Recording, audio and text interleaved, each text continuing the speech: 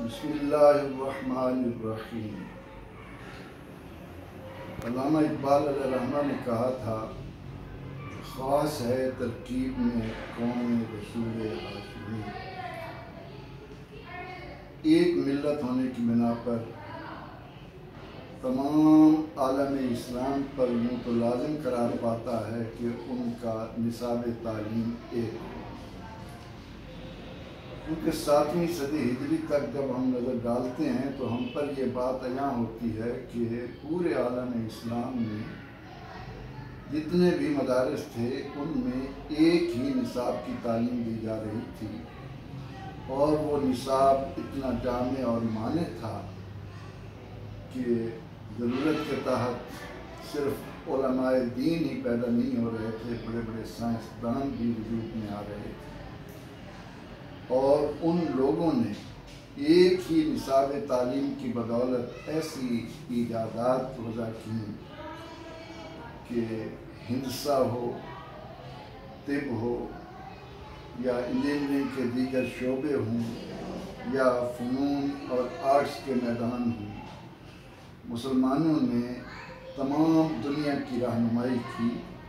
اور یہ بات عالم اسلام کے لیے باعث تسکین ہے کہ اس وقت دنیا کی متمدن قومیں طب اور ہندسے میں علماء اسلام کی تصنیف کردہ کتابوں سے ہی استفادہ کر رہے تھے۔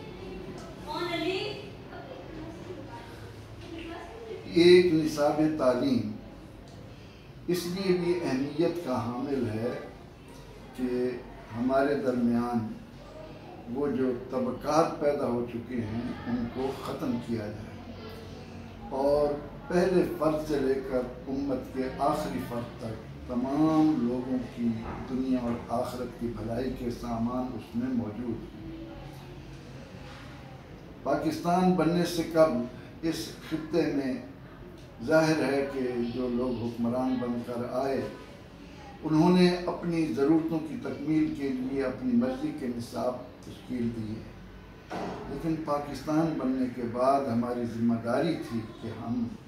اس پیارے ملک میں ایک ہی نصاب تعلیم اس نقطہ نظر کے ساتھ رعایت کرنے کی کوشش کرتے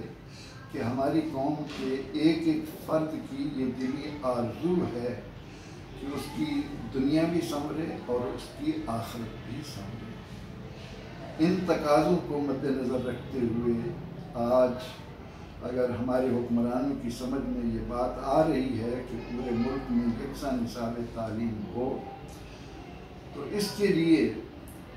بنیادی طور پر یہ از بس ضروری ہے کہ ایسا نصاب تعلیم ہم وضع کریں جو ہمیں پہلے مسلمان بنائے، اس کے بعد پاکستانیت دے، اور اس کے بعد مادی ترقی کے جتنے سامان ہیں ان کے لیے ہم رہنمائی دے سکیں۔ آج اگر یہ کاوش ہو رہی ہے تو اس کے لیے ضروری ہے کہ قوم سے ایسے افراد کا چناؤ اس عظیم مقصد کے لیے کیا جائے جو ان عظیم مقاصد کو سمجھتے بھی ہوں، اور ان کے اندر علمی طور پر یہ صلاحیت بھی ہو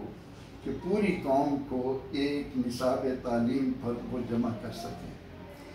اور اس ضمن میں ایک ادنا پاکستانی کی حیثیت سے یہ گزارش کروں گا کہ ایوب خان کے دور میں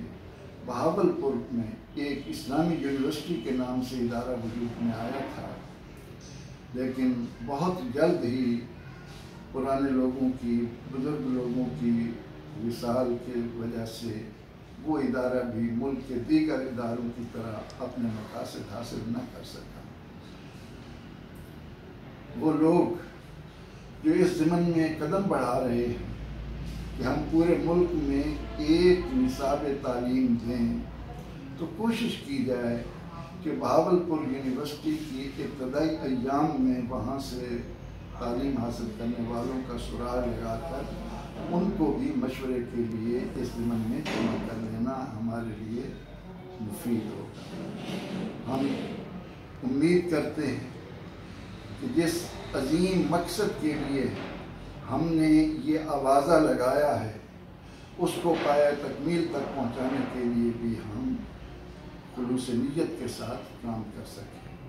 شکریہ۔